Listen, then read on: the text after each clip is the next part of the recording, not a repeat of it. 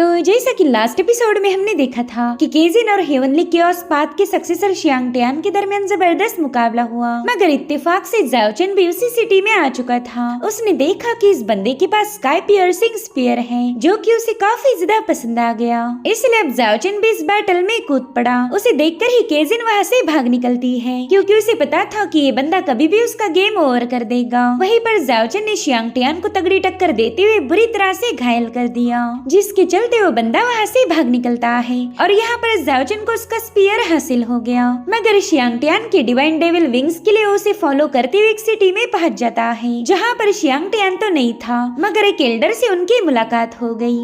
अब आगे तो इस एपिसोड की शुरुआत में हम उसी एल्डर को देख पाते हैं, जो कि ज़ाओ चेन को बता रहा था कि मैं यहाँ पर तुम्हें नुकसान पहुँचाने नहीं आया। वेल ये है डोंगचू स्टेट के ओल्ड मॉन्स्टर। पिपीलोंग तो उन्हें देखते साथ ही पर्दे के पीछे जाकर छुप गया था। वहीं पर ओल्ड मॉन्स्टर वांग से उनके ग्रैंडफादर के बारे में पूछने लगे। वो कहते हैं कि तुम्हारे ग्रैंडपा से मिले हुए एक अरसा बीत गया। अब ये सुनकर वांग भी थोड़ी सी कंफ्यूज हो गई। तो ओल्ड मॉन्स्टर उसे बताते हैं कि तुम्हें घबराने की कोई जरूरत नहीं, मैं डोंगचू स्टेट के एम्परर का एंसेस्टर हूँ और तुम्हारे ग्रैंडफादर से मेरी पुरानी दोस्ती है। जो सुनते साथ ही वांग ने ओल्ड मॉन्स्टर को ग्रीट किया और अब ओल्ड मॉन्स्टर सीधा मुद्दे पर आ गए। वो कहते हैं कि हमारे डोंगचू स्टेट की पिंगयांग सिटी में एक ट्रेजर अपेयर होने वाला है, तुमने तो उसके बारे में सुना ही होगा। ज़ाओ चेन तुम्हें पैलेस के नीचे की अंडरग्राउंड टूम तो याद ही होगी, जिसे हम दोनों ने एक साथ एक्सप्लोर किया था। मुझे पूरा यकीन हो चुका था कि ये जादुई ट्रेजर उसी टूम से बिलोंग करता होगा, इसलिए मैं एक बार फिर से अंडरग्राउंड गया ताकि उस ट्रेजर के जमीन पर अपेयर होने से पहले ही उसे हासिल कर लूं। लेकिन मैंने देखा कि वहाँ पर किसी ने एक नया बैरियर सेटअप किया है, उसमें से डिवाइन और डिमोनिक की दोनों पावर्स रिलीज हो रही थी। अब मुझे ये समझ नहीं आ रहा कि कहीं ये किसी डीमन का रिजरेक्शन तो नहीं है। तो मैंने उस बैरियर में एंटर करने की पूरी कोशिश की, मगर कोई तो था जो मुझे बार बार रोकने लगा। और यकीन मानो वो मुझसे 1000 गुना ज्यादा पावरफुल है। वो जो कुछ भी बोल रहा था उसी से मुझे काफी गहरी चोट आई, जिस पर ज़ाओ चेन कह रहा था कि ये तो हो ही नहीं सकता। उस बंदे ने आप पर अटैक भी नहीं किया, मगर उसके कुछ मंत्रास के पढ़ने की वजह से आपको इतनी तकलीफ हो गई। जिस पर ओल्ड मॉन्स्टर कहते हैं कि मुझे तुमसे झूठ बोलने के लिए कोई रीजन नहीं, दरअसल मेरी पावर अब कम हो रही है, साथ ही साथ मेरे पास ज्यादा वक्त नहीं बचा,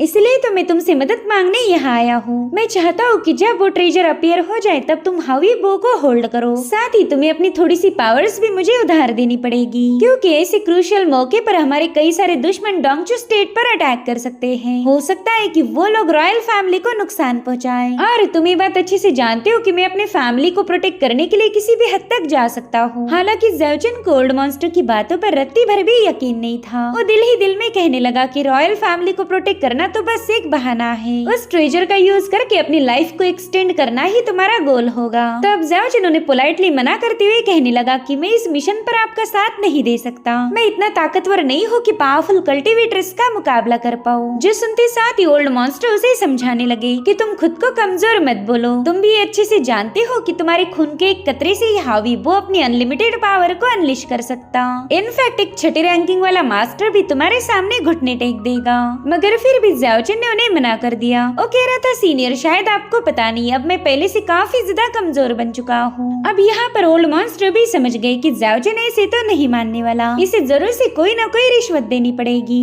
इसलिए वो तुरंत ही हावी बो को समन कर लेते हैं। वो कह रहे थे कि अगर इस बार तुमने मेरा साथ दिया तो ये हावी बो तुम्हारा हो जाएगा, फिर मैं कभी ये बो तुमसे छीनूंगा नहीं, तुम इसे मेरी तरफ से तोहफा समझकर रख सकते हो। यहाँ पर ज़ाओ चेन दिल ही दिल में कहने लगा कि पिछली बार इस बुड्ढे ने जानबूझकर ये हावी बो मुझसे छीन लिया था, शायद वो इसीलिए ताकि आगे चलकर ये मुझे ब्लैकमेल कर पाए। अब ज़ाओ चेन अपना हाथ आगे बढ़ा रहा था कि तभी ओल्ड मॉन्स्टर ने उस बो को गायब कर दिया। वो कह रही थी ज़ाओ चेन, तुम्हारे पास अच्छा मौका है अपने हावी बो को वापस पाने का, इसलिए इस मौके को हाथ से जाने मत देना। मैं चाहता हूँ कि कल ही तुम हमारे पैलेस आओ। अब उनके वहाँ से जाने के बाद पिपीलोंग भी बाहर आ जाता है। वो कह रहा था कि इस बुड्ढे की शक्ल को देखकर ही मैं पहचान गया था कि वो यहाँ पर अच्छे इरादों के साथ तो नहीं आया था। वहीं पर वांग ज़ाओ चेन से पूछने लगी कि बताओ तुम्हारा क्या फैसला है, क्या तुम उस एल्डर की मदद करना चाहोगी? जिस पर ज़ाओ चेन कह रहा था कि इन कुछ दिनों में मैंने कई सारे पावरफुल लोगों से पंगे लिए, तो अगर मेरे पास हावी बो रहा तो मैं आसानी से उनका मुकाबला कर सकता हूँ। यहाँ पर ज़ाओ चेन दिल ही दिल में कहने लगा कि साथ ही मैं उस एंशिएंट टूम को भी एक्सप्लोर करना चाहता हूँ, कहा कि मुझे भी पता चले कि वहाँ पर कौन सा सीक्रेट दफन है। अब ये सीन यहीं पर कट होकर हमें चर्च ऑफ लाइट दिखाया गया। दरअसल ये लोग गॉड ऑफ लाइट की पूजा करते थे और आज यहाँ के सीनियर पोप जोनस की मौत हो चुकी, तो उनका दोस्त उनके लिए प्रेयर्स करने लगा। वो कह रहे थे कि तुमने हमेशा काइंडनेस और राइचसनेस को फॉलो करते हुए सबकी मदद की, इसलिए हमारे लॉर्ड तुम्हें अपने पास जगा देंगे। मैं उम्मीद करता हूँ कि हेवनली realm में जाने के बाद तुम्हें शांति मिले। मगर उतने में वहाँ पर काफी तेज हवाएं बहने लगी, जिसे देखकर ही वो बंदा काफी ज्यादा पैनिक हो गया। इतना ही नहीं, वहाँ मौजूद स्टैचू से एक लाइट रिलीज होकर सीधे जोनस की बॉडी में एंटर करने लगी और फिर जोनस भी दोबारा से अवेकन हो गया। ये सब देखकर तो उसका दोस्त काफी ज्यादा पैनिक हो चुका था। यहाँ पर जोनस उन सारी पावर्स को एब्जॉर्ब करते हुए अपने दोस्त से कहने लगे कि तुम्हें घबराने की कोई जरूरत नहीं, मैं तुम्हें नुकसान नहीं पहुंचाऊंगा। दरअसल इस मॉर्टल रेल्म में मेरा एक इम्पोर्टेंट काम बाकी है, इसलिए तो ग्रेट वॉर गॉड ने मुझे दोबारा से जिंदा किया ताकि मैं इस काम को अंजाम दे पाऊं। और हाँ, एक बात और, तुम ये राज किसी के सामने रिवील नहीं कर सकते। अगर तुमने ऐसा कुछ किया तो वॉर गॉड खुद ऊपर से तुम पर डिवाइन पनिशमेंट बरस देंगे। इतना कहते साथ ही जोनस बड़ी तेजी के साथ वहाँ से रवाना हो गया। अब सीन शिफ्ट होकर हमें इसी चर्च ऑफ लाइट का गुआंगमिंग हॉल दिखाया गया, जहाँ पर एक बंदा अपने पोप को बता रहा था कि हमारे दो वॉरियर्स कामिला और आर्मिस मौत के बाद दोबारा से रिजरेक्ट हो गए। हमने उनकी फैमिली को इंस्ट्रक्शन दे दी है कि वो ये बात किसी के सामने रिवील नहीं कर सकते। अब ये बात सुनकर पोप जोनस तुरंत इन दोनों से मिलने चले गए। वो कैमिला और आर्मिस से कह रहे थे कि अब हमने सीधे डोंगचू स्टेट की तरफ रवाना होना है। वही दूसरी तरफ हम प्रिंसेस यून और चेंजी को देख पाते हैं। दरअसल प्रिंसेस यून चेंजी को घुमाने लाई थी और वो भी शेनलान अकेडमी के एल्डर्स को बिना बताए। यून उससे कह रही थी, चेंजी अगर ये बात एल्डर्स को पता चली कि तुम मेरे साथ आई थी तो वो लोग मुझे कड़ी से कड़ी सजा देंगे। जिस पर चेंजी कहती है कि आपको घबराने की कोई जरूरत नहीं, अगर उन एल्डर्स ने कुछ कहा तो मैं सीधे जाकर उनकी दाढ़ी खींच लूंगी। अब ये लोग आगे बढ़ रहे थे कि तभी उनकी नजर पड़ी कैमिला, जोनस और आर्मिस पर। जोनस कह रहे थे कि इन दोनों की बॉडी से मुझे बहुत ही प्योर स्पिरिचुअल ऑरा महसूस हो रही। वहीं पर चेंजी ने तुरंत इन्हें पहचान लिया। वो प्रिंसेस यून को बताती है कि कोई मिस्टीरियस फोर्स इन्हें कंट्रोल कर रही, बल्कि मेरे ख्याल से ये लोग जिंदा भी नहीं हैं। जो सुनते साथ ही प्रिंसेस यून तो काफी ज्यादा पैनिक हो गई। वो अपने टाइगर को हुक्म देती है कि जल्दी से हमें सिटी ऑफ फ्रीडम की तरफ लेके चलो। मगर उतने में ही कैमिला ने शाव्यून टाइगर पर हमला कर दिया, जिसमें यून भी बुरी तरह से घायल हो गई थी। साथ ही यहाँ पर चेंजी को गॉड ऑफ लाइट के विजन्स नजर आने लगे, मगर वो यून को कुछ बता पाई इससे पहले जोनस ने उसे कैप्चर करने का हुक्म दिया। तो कैमिला ने तुरंत ही अपने हेवनली प्रेशर को रिलीज करते हुए यून को सप्रेस करना शुरू कर दिया, क्योंकि यून के होते हुए वो लोग चेंजी को ट्रैप नहीं कर सकते। यहाँ पर यून बुरी तरह से घायल हो गई और चेंजी अचानक से बेहोश हो जाती है। हालांकि चेंजी की बॉडी अपने आप हवा में फ्लोट करने लगी, साथ ही उसके आसपास एक फायर फ्लावर क्रिएट हो चुका था। और फिर जैसे उसने अपने ऑरा को रिलीज करना शुरू किया, वहाँ पर एक जोरदार एक्सप्लोजन हो जाता है। चेंजी की पावर्स को देखकर तो ये तीनों भी काफी ज्यादा हैरान थे। जोनस कह रहा था कि हम अपने मास्टर के प्लान को ऐसे ही कॉम्प्रोमाइज नहीं कर सकते, मेरे ख्याल से हमने पीछे हटने में ही भलाई होगी। इतना कहते साथ ही वो तीनों वहाँ से भाग निकले। इधर चेंजी भी कमजोर होकर नीचे आ गई। वो यून को बता रही थी कि शायद ये लोग आपके डोंगचू स्टेट की तरफ रवाना हो गए। मेरे ख्याल से आपका डोंगचू एम्पायर अब खतरे में है। जिस पर यून कह रही थी कि मैं तुम्हें अकेडमी में छोड़कर डोंगचू के लिए रवाना हो जाऊंगी, मुझे जल्दी से इसके बारे में फादर को रिपोर्ट करनी होगी। अब ये सीन यहीं पर कट होकर हमें डोंगचू स्टेट की रॉयल लाइब्रेरी दिखाई गई, जहाँ पर ओल्ड मॉन्स्टर ज़ाओचेन को लेकर पहुंच चुका था। वो कहता है कि आज हम दोनों मिलकर उस एंशिएंट टॉम को दोबारा से एक्सप्लोर करेंगे। ज़ाओचेन कह रहा था कि मैं चाहता हूँ आप अपने वादे को पूरा करो, जैसे ये मिशन कंप्लीट होगा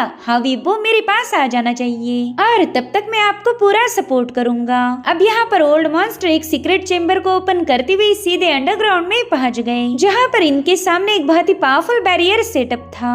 ओल्ड मॉन्स्टर ज़ाओचेन को बताते हैं कि देखो पहले यहाँ पर कुछ नहीं था और अब अचानक से मिस्टीरियस बैरियर क्रिएट हो गया। पिछली बार तो ये बैरियर मुझे मारने ही वाला था, लेकिन मैं बाल बाल बच गया और इस बार भी उस बैरियर ने उन्हें घायल करके काफी पीछे पुश कर दिया। यहाँ पर ओल्ड मॉन्स्टर ज़ाओचेन से कह रहे थे कि तुम्हारे पास डिवाइन और डीमन ये दोनों ब्लड लाइन मौजूद है, मेरे ख्याल से बस तुम इस बैरियर को ओपन कर सकते हो। इस प्रोसेस में तुम्हें थोड़ी सी तकलीफ होगी, मगर कोई नहीं, मैं अपनी कुछ पावर्स तुम्हारे अंदर ऐड कर दूंगा। अब यहाँ पर ज़ाओचेन इस बैरियर को टच करने के लिए तैयार नहीं था, क्योंकि उसे लगता है कि ये बैरियर काफी ज्यादा खतरनाक होगा। मगर ओल्ड मॉन्स्टर उससे कह रहे थे कि तुम्हें क्या लगा हवीबो को हासिल करना इतना आसान आसान है ना बच्चे, तुम्हें बिना मेहनत के वो नहीं मिलने वाला। जो सुनते साथ ही जाओचन भी इसके लिए राजी हो गया। वो किसी भी कीमत पर हावी बो को हासिल करना चाहता है। यहाँ पर ओल्ड मॉन्स्टर तुरंत ही अपनी पावर्स उसके अंदर ट्रांसफर करने लगा और फिर उन्हीं की मदद के साथ जाओचन उस बैरियर को ओपन करने की कोशिश करने लगा। अब ऐसा करते साथ ही जाओचन को कुछ विजन्स नजर आने लगे। वो एक बैटल ग्राउंड पर पहुंच चुका था जहाँ पर एक बहुत ही भयानक जंग चल रही। हर तरफ बस तबाही का ही मंजर था और उतने में एक सिपाही उस पर अटैक कर देता है। मगर जाओचन की फिजिकल बॉडी वहाँ पर ना होकर उसकी सोल थी, जिसके चलते उस सिपाही के अटैक का उस पर कोई असर नहीं होता। और अब थोड़ी देर में उन मरे हुए सोल्जर्स की बॉडी से बहुत ही इवल एनर्जी रिलीज होने लगी, जिससे जाओचन को काफी ज्यादा तकलीफ होने लगती है। साथ ही साथ वहाँ पर एक डिमोनिक वॉरियर पहुँच गया, जो कि यहाँ मौजूद सिपाहियों की सोल्स को अपने बैनर के अंदर ट्रैप करने लगा। और अब देखते ही देखते उन सारी सोल्स ने स्केलेटन का फॉर्म ले लिया। वो मॉन्स्टर सब बड़ी तेजी के साथ जाओचन पर अटैक करने के लिए आगे बढ़ते हैं। मगर अगले ही पल जाओचन वहाँ से गायब हो गया, क्योंकि वो उस टूम में पहुंच चुका था। अब यहाँ पर उसे एक जायंट हैंड नजर आया, तो जाओचन ने जाकर उसे टच करने की कोशिश की और उसके ऐसा करते साथ ही वो एक और इल्यूजन में पहुंच चुका था, जहाँ पर उसे एक शैडो नजर आने लगी। साथ ही साथ उसे किसी की आवाज आ रही थी। वो बंदा कह रहा था कि तुम्हारे पास डिवाइन पावर के साथ साथ डिमोनिक पावर भी मौजूद है, तो तुम भी बिल्कुल मेरे जैसे हो। मैं खुद की मर्जी से यहाँ पर सील्ड हुआ था। वही एंशिएंट बॉडी है जो कुछ टाइम पहले जाओचन और ओल्ड मॉन्स्टर ने देखी थी। जाओचन ने नोटिस किया कि इस बंदे की एक साइड डिवाइन है और दूसरी है डिमोनिक, मगर वो उसे ठीक से ऑब्जर्व कर पाई। इससे पहले जाओचन को काफी ज्यादा तकलीफ होने लगी। वो जोर जोर से चिल्लाते हुए सीधा घुटनों पर आ चुका था। यहाँ पर जाओचन अपने डिफेंसिव पावर को भी एक्टिवेट नहीं कर पाता और अब बुरी तरह से घायल होने के बाद फाइनली वो उस इल्यूजन से बाहर आ गया।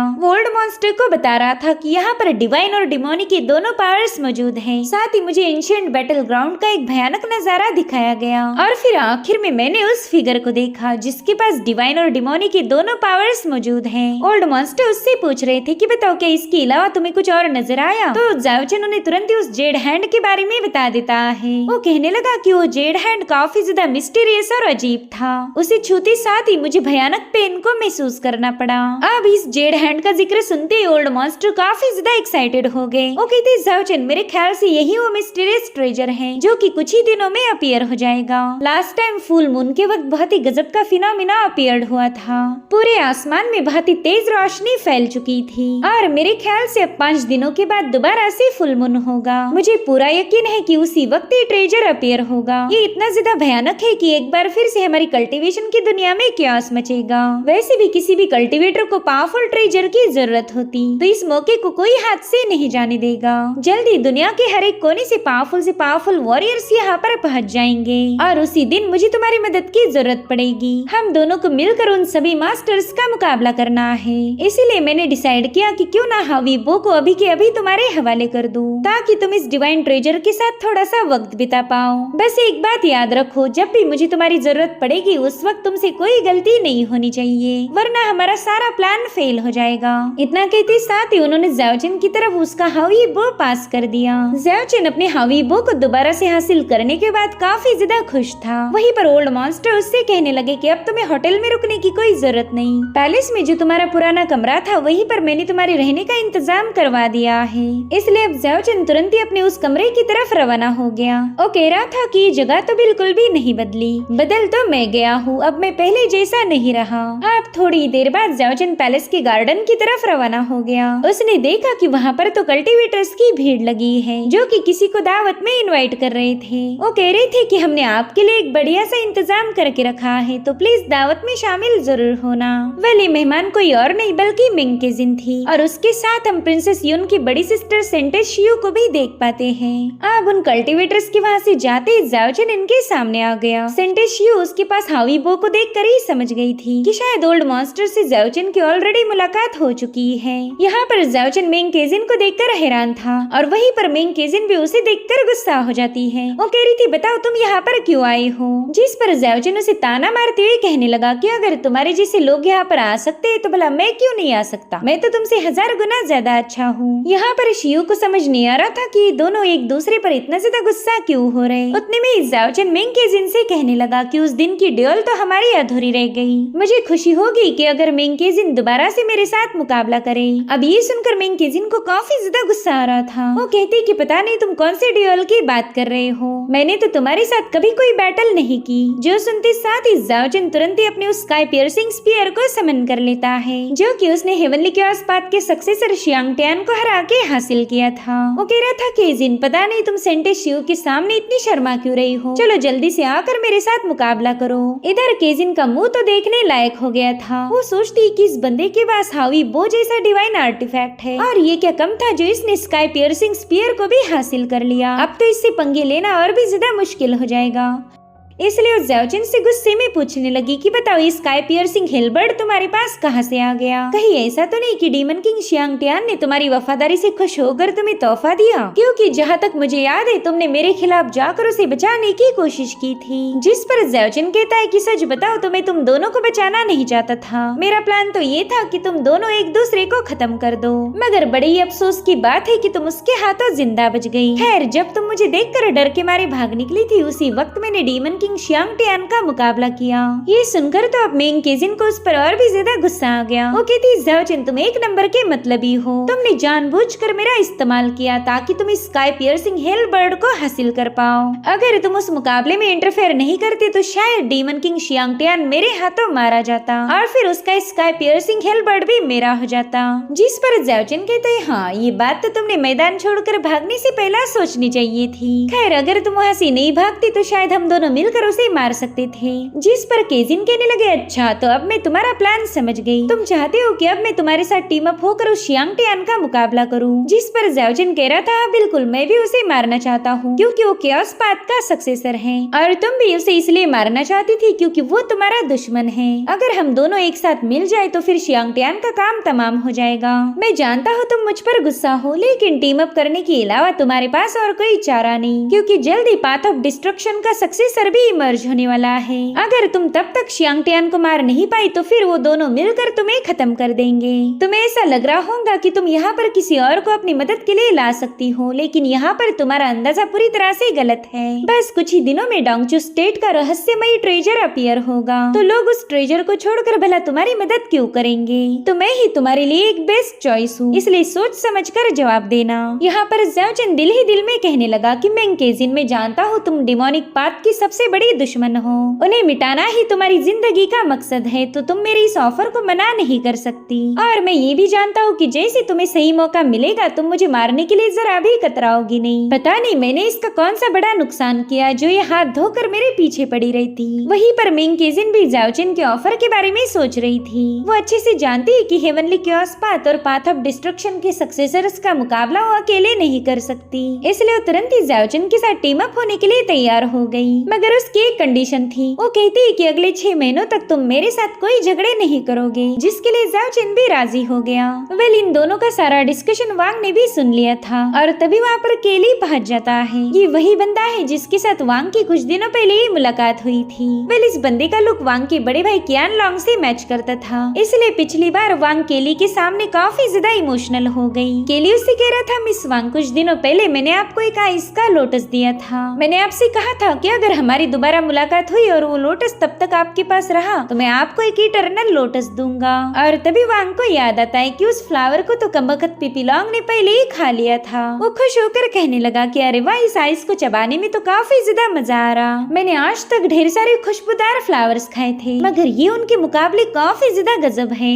वांग, अगर तुम्हारे पास 2-4 फूल और होंगे तो उन्हें भी दे दो, मैं उन्हें भी चबा डालूंगा। तो अब ये सारी बातें याद करने के बाद वांग केली को बताने लगी कि वो लोटस फ्लावर तो मैंने संभाल के रखा था, लेकिन हमारे ड्रैगन ने उसे खा लिया। जिस पर केली कह रहा था, कोई बात नहीं, मैं फिर भी अपना वादा निभाऊंगा। और इतना कहते साथ ही उसने वांग के सामने एक बॉक्स ओपन कर दिया। वो कह रहा था कि ये है मेरा इटर्नल फ्लावर। वैसे तो ये लोटस आइस से बना है, लेकिन ये कभी डिजॉल्व नहीं होगा। मैं चाहता हूँ कि आप इस लोटस को हमेशा अपने साथ रखें, क्योंकि उसे देखकर आपको मेरी याद आएगी। हालांकि वांग इस बंदे से कनेक्शन बढ़ाना नहीं चाहती थी, इसलिए तुरंत ही केली का शुक्रिया अदा करके वहाँ से निकल पड़ी। यहाँ पर केली उसे आवाज देकर रोकने की कोशिश कर ही रहा था कि तभी प्रिंसेस यून वहाँ पर आ जाती है और तुरंत ही उसके हाथ से इटरनल लोटस छीनते हुए कहने लगी कि ये फ्लावर तो मुझे काफी ज्यादा पसंद आया। साथ ही साथ मिस वांग को बता रही थी कि इस लफंगे की बातों पर बिल्कुल ध्यान मत देना, ये जब भी किसी खूबसूरत लड़की को देखेगा तुरंत ही उसके सामने अपना तोहफा पेश करेगा। मगर इतनी मेहनत करने के बावजूद भी किसी लड़की ने इसे घास नहीं डाली। ये बेचारा तो अभी भी सिंगल है। जिस पर केली कह रहा था कि मैं तो एक न एक दिल इंसान हूँ, लेकिन पता नहीं क्यों लड़कियाँ मुझे गलत समझती। खैर प्रिंसेस यून यहाँ आई गई है तो फिर मेरा रुकने का कोई फायदा नहीं। इतना कहते साथ ही केली उन दोनों को ग्रीट करके वहाँ से रवाना हो गया। यहाँ पर यून ने एक ही मिनट में केली की सेटिंग बिगाड़ दी। अब उस बंदे को और कुछ दिन सिंगल रहना पड़ेगा। तब तक ज़ाओचिन भी वहाँ पर आ जाता है। वो प्रिंसेस यून को देखते ही कहने लगा कि अरे लिटिल विश तुम यहाँ पर कब आई? जिस पर वो कहती ज़ाओचिन शायद तुम भूल गए, मैं तो यहाँ की प्रिंसेस हूँ और वैसे भी हमारे पैलेस में इतना बड़ा ट्रेजर इमर्ज होगा तो मेरा यहाँ मौजूद होना जरूरी है। और उसी वक्त तो ज़ाओचिन के पास हावी बो को देख लेती है, इसलिए वो कहती ज़ाओचिन शायद तुमने एक बार फिर से चोरी की है, चलो जल्दी से वो बो मेरे हवाले कर दो। तो ज़ाओचिन उसका हाथ मरोड़ते हुए उसे धमकाने लगा कि खबरदार जो इस चोरी के बारे में तुमने किसी और को बताया वरना फिर मैं तुम्हें खत्म कर दूंगा। इन दोनों की ये नोकझोंक देखकर वांग को काफी ज्यादा हंसी आ रही थी। अब रात के समय ज़ाओचिन और ओल्ड मॉन्स्टर आसमान को देख रहे थे क्योंकि फुल मून की रात ही वो ट्रेजर अपीयर होगा कि तभी पिंगयांग सिटी में कोई पहुंच गया। और इसी के साथ एपिसोड यहीं पर एंड हो जाता है। Thank you so much for watching. Bye bye, take care.